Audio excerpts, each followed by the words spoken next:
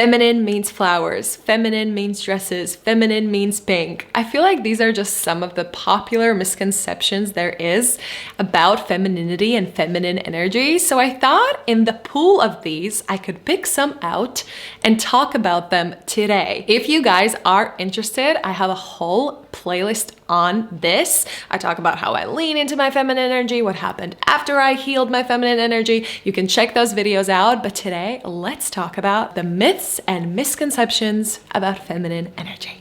Let's get into it. Number one, if women are the receivers and men are the givers, that means that women do nothing, aka femininity is passive. This is actually something that I struggled with as well at the start when I was learning about feminine versus masculine and feminine energy. You see, I'm naturally very much focused on achieving and challenges, and I thought, wait, so if I want to achieve things, does that mean that I'm not feminine? And here's how you can look at it. Feminine energy or femininity is not passive, it's nurturing. Femininity does not mean that you just sit around all day and like expect to receive. Now, that can be a part of femininity. Of course, you receive things, but whatever you receive, whatever you get from the world, from men, you nurture and you create it even more beautiful. Just because feminine energy is about being and receiving, it does not mean that femininity means you do nothing. It means that when you tap into feminine energy and you do bring something out into the world from the feminine energy,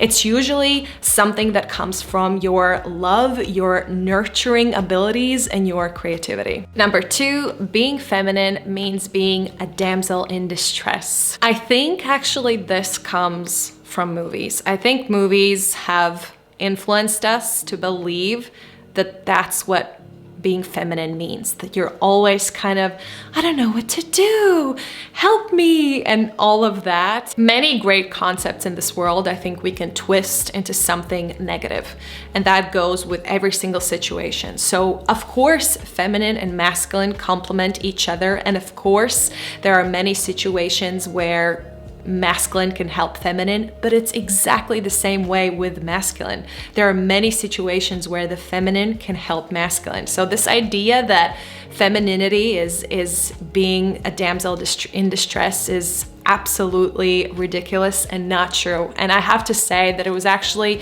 because of this concept that I feared feminine energy for so long, and I was scared to tap into it because I thought in my mind that that means being helpless. And now that I've learned how to tap into my feminine energy, I can tell you very honestly, if anything, I feel even more powerful, even more strong in my femininity. You know, there isn't a time in my day, in my life, where I feel like, oh, I'm a damsel in distress, you know, I can't do anything. Not at all. Number three, being feminine means you need to have a certain style. I touched upon this at the start of the video, and I feel like this is so true. Of course, when we talk about a specific style, when we say feminine, yes, we can associate it with the flowers, with the dresses, with the pink, but in reality, your style has nothing to do with that. I can tell you very honestly, I'm not a big fan of pink. Actually, I'm not a fan of color. Like you guys know, I wear black, white, you know, a little bit beige, gray. That's the colors I wear. I'm not a fan of flowers and all that insy bitsy aesthetic. I'm not a fan of flowy dresses, like that's not me, but I can still tap inside into my feminine energy. Once you realize that it is an energy, you realize that all the little myths, all the little misconceptions or how it looks on the outside, it does not matter. It's about what's on inside. Now, yes, once you tap into it on the inside, you can discover that on the outside, you are behaving differently, you are interested in different things and different aesthetics, but it does not have to come in a pack together. It can be two separate things. If by any chance you notice that like my hair keeps changing, it's because I can't decide how I want it to sit.